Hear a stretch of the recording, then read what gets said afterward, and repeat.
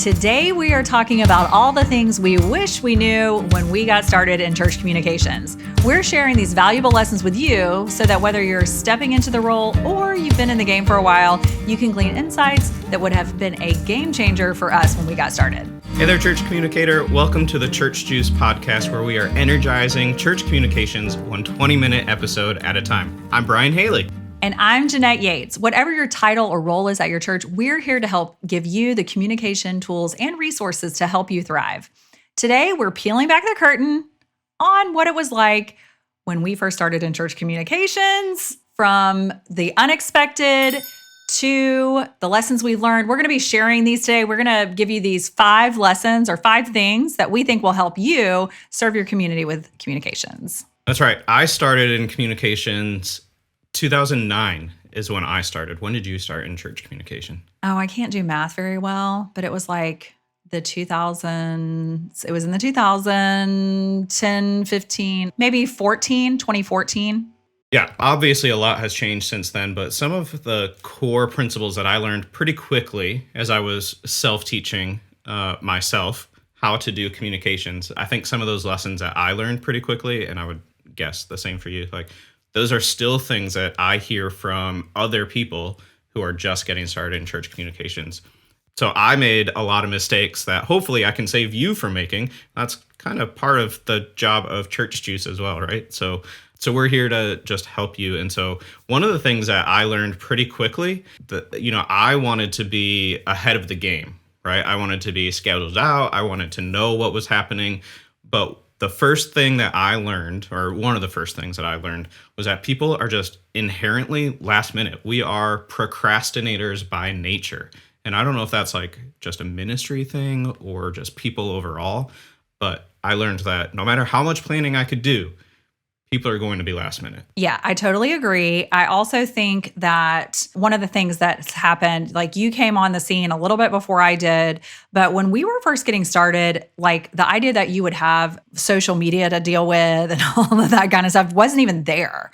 And so when we were kind of getting into this, the idea of like, oh, we have to plan ahead because we have to make these things called graphics to put out in the, like all that was not something familiar with any of us. And so I do think that the last minute thing is something that everybody struggles with, especially, I don't know about you, but I was the first church comms director at my church, so before then that wasn't even a thing. Yeah, I think I probably was too. We were kind of a growing church, like had been pretty small, kind of merged or got some new life, and we're growing. And so one of the roles that I think just kind of evolved naturally was this need for communications separate from administration, which we'll talk about in a little bit, but how communications was just like its own role and something that needed somebody to take that on, as their sole thing, which is still, I would say, is still kind of a rarity in a lot of churches. I agree. One thing I will say though about the last minute, like if you're like, well, how do I fix that? Like, what do I do about this? Because I can't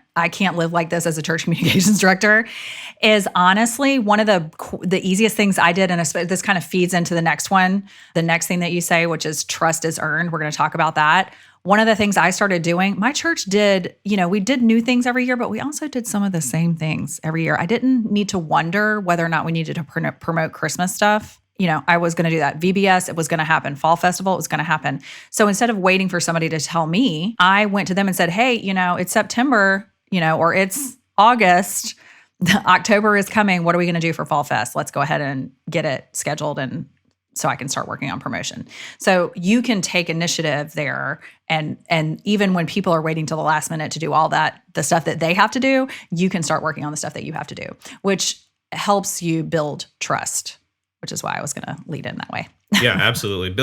Trust has to be earned, and it has to be built over time. But one of the ways that I learned to overcome the procrastination of ministry, and something that we've been pushing, especially lately in Church Juice, with like talking about creative meetings and giving like the creative brief templates and things like that, is because we know that things are going to happen. What's on the calendar. So the more that I could, I guess, kind of work against the last minuteness of ministry and how people were thinking and operating, because graphics are often one of the last things people think about when it comes to like details of an event or of a ministry. But when I started to push things out and trying to trying to plan ahead, trying to say, hey, we are 6 months out from Christmas. What do we need to be thinking about right now to make sure that we're preparing for Christmas? Or like you were saying, VBS. Those small little things that we could do to earn trust, to make those small wins was a huge game changer. I went in, and even last week I had a conversation with a church communicator who was just kind of relenting about how they've been in this role for so long and they don't feel like they have the trust to be able to make change. But when we can make small wins to gain people's trust, we can earn that trust over time, and we can start to build that relational capital, which makes a huge difference. Because as much as when we step in, we want to have that trust just inherently, the fact is that we are changing culture. We are changing the way that ministry operates, the way that a person's ministry operates. And so we need to earn that trust. That was something that was really hard for me to learn, was that I didn't have that trust right away. I needed to learn how to build that and to earn that over time. I had that same experience. I was hired to work for my church, and I had served on the children's ministry. I had been on a bunch of committees. I had volunteered for VBS. And then I stepped into this communications role, which there was the title of communications director. But when I was hired, it was like, we need you to write the email once a week and do the bulletin stories. That was it. And then when I started like trying to learn things, I realized there was this whole ministry of communications.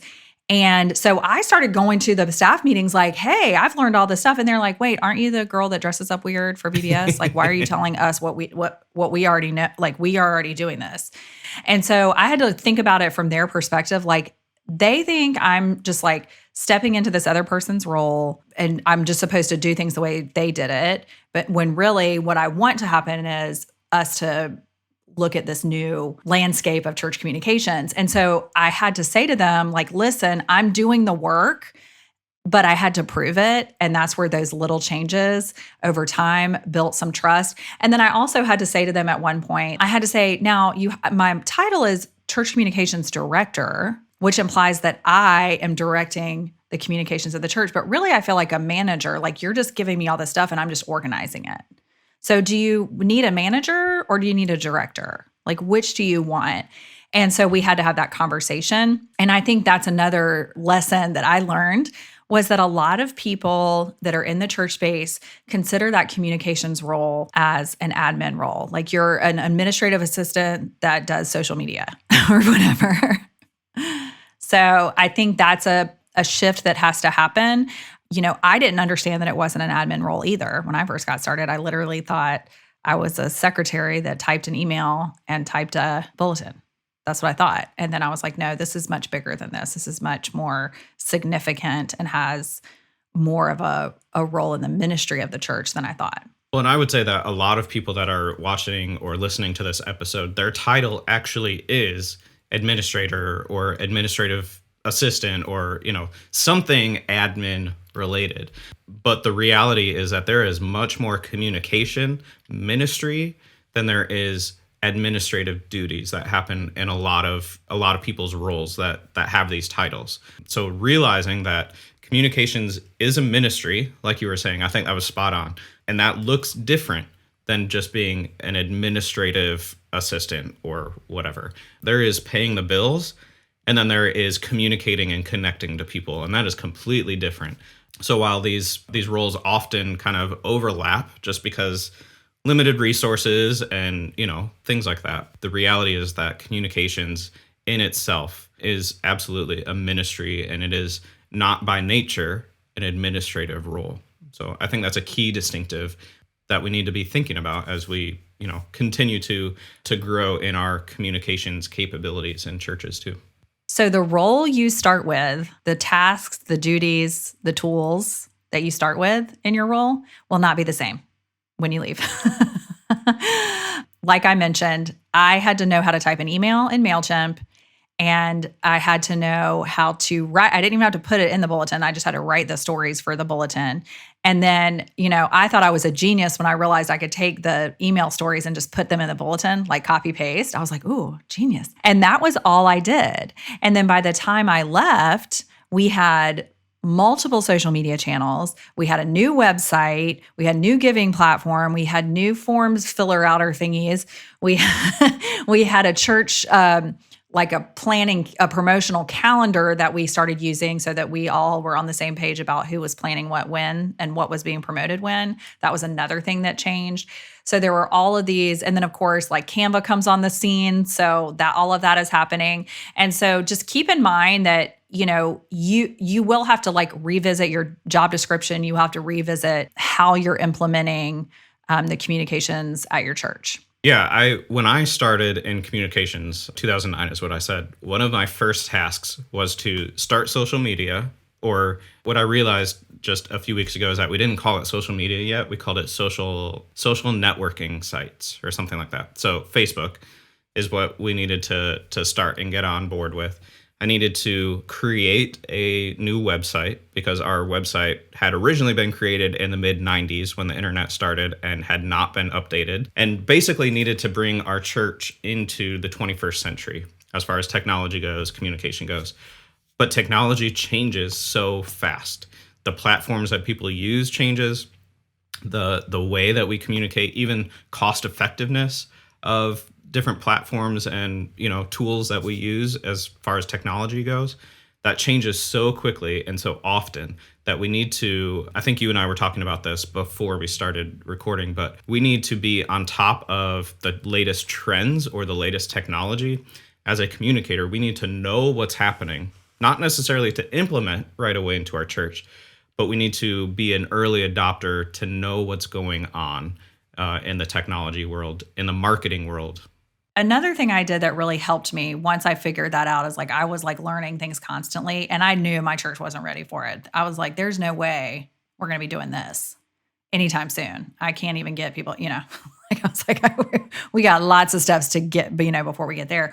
But what I did is I just created a folder, and anything that I was reading about, any strategy or any tool or anything, I just put it in this folder. And then when the conversation came up in staff meeting, I was like, oh, I have a tool that can help us with that. Or, oh, here's a strategy I heard about that sounds like it works for a lot of churches. We should try this. And it really helped, again, go back to that trust factor. People were like, oh, she really does, She knows what she's talking about. Yeah. So it was really, that's another just like a little hack that you can use is like, we talk about this a lot, like with like youth camp and stuff. I don't know if you had this happen when you were in youth camp. People would be like, now you've changed since you've been here at youth camp, but when you go back to the world, it hasn't changed. Did you have those conversations? Do you remember this? Okay. Oh, yeah. So that's the same thing with like church communications. Like you're in all the Facebook groups, you're listening to this podcast, you're going to the webinars, you're learning all this stuff. Well, nobody else is doing that. They've got their own stuff that they're learning about. And so you have to be like, okay, I know they're not ready yet. They're not there. I can continue to just plant seeds. And then when they are ready, I'm going to be the expert that shows up with the answer. Right. So that's why that's another way to build trust there with just learning all that stuff. Be an early adopter, even if your church isn't. Yeah, and you shouldn't expect your church to be an early adopter of every, social media platform. But at least you can, when you know what's happening or you know what's becoming popular, you can start to think long-term about your communication strategy. And as you evaluate your different channels and the way that you communicate and all of that, you can think long-term about, hey, we see that this is becoming more popular. Maybe it'll phase out, which has happened with a lot of tools and platforms. But maybe it's something that you can implement later on when it makes sense for your church. But that really leads us into the last thing that we wish we would have known when we started in church communications, and that is that culture changes slowly. So slowly. This was something that, when I look back on my time, I think I worked for my church, I don't know, 4, 5, I don't know, 4 years. And then I moved to another church and I worked there for a couple of years. And it seemed like nothing happened. Nothing happened. Nothing changed. And then as I'm looking back and like after I left and like we started kind of assessing how the role had changed, we realized there were changes being made, but they were so slow, they were almost imperceptible. You know what I mean? And so sometimes you have to, maybe if you're discouraged, like reach out and, reach out to other people and have them tell you what changes they've seen. I know the people at my church were always very quick to do that, and be complimentary, but culture does change slowly, and you just have to be patient. And I think even if you don't get all the changes that you want, or that would be great, like, because this would be it's kind of frustrating when you're like, I know the answer, and nobody's. But when you can make those small changes, it's like being able to just accept that and be like, yeah, that's enough. I also stopped worrying about things that I had no control over. Like, I can't make this move any faster. I think my natural character is to want to just pull the Band-Aid off. Like, let's just make this change. Let's just go with it and, just move forward from here. But what I've realized, and it took me a long time to realize this, but what seems doable for me as the communications person is like huge steps and light years ahead for the churchgoer or for even some of the staff sometimes. So for us to implement changes slowly and implement small changes over time, incremental changes, we may even be making those small changes too quickly for some people. So it's something that we need to think methodically about, be strategic about what changes we're making and why, and be able to articulate those reasons as well. Not everything you see on Church Juice or on any church communications, resource is something that you can implement today, right? We all know that, but these are things that you can think about. And like you were saying, over time, you can look back and see just how far you've come as well. But it's something that we need to be purposeful about when we make changes. One last thing I want to say about this. When I left my church, like, I had been preaching, we need to do more video. Facebook Live was just becoming a thing, all that kind of stuff. And, it was like a no-go, all that kind of stuff. And then shortly after I left, the next person comes in. Guess what happens? Almost immediately, video. And at first I was like, how dare they? Like, I was offended. But then I realized the paradigm shift had already happened. They just, so like, I had done the work of shifting their paradigm, and we had done the work together as a staff, as a community, of shifting the paradigm. And then somebody had a different way of saying it, or maybe they had more videos or whatever, and that person came in. So it's not like a competition. It was more like, the paradigm shift had to happen so that thing could happen. And so sometimes you may not be the person that gets to create the change, but you're creating the steps so the change can happen. And Absolutely. So just think about it that way as well.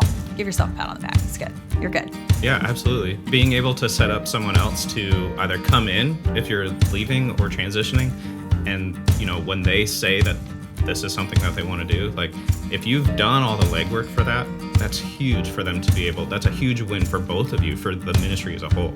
And I think the more that we can just kind of set the groundwork for later change is huge. So yeah, I think that's a good point. Thank you for mentioning that. Hey, before we go, there's one thing that I'd like for you to know about as a watcher or listener today. Later this month, we are hosting a live 1-hour free webinar about getting started in church communications. So if you or someone you know is getting started in communications, this would be a great opportunity for you to learn some of the mistakes that I made when I got started, but also learn how to get started. And so we're going to talk about that later this month. And if you've been in communications for a while, I think there's also some things that you can learn or be reminded about too. So feel free to sign up for that. Space is limited, so you can find a link to the webinar that's happening later this month in today's show notes. On behalf of Church Juice and everyone at Reframe Ministries, thanks for watching. We'll see you next week when we discuss valuable lessons sent in from your church communications peers.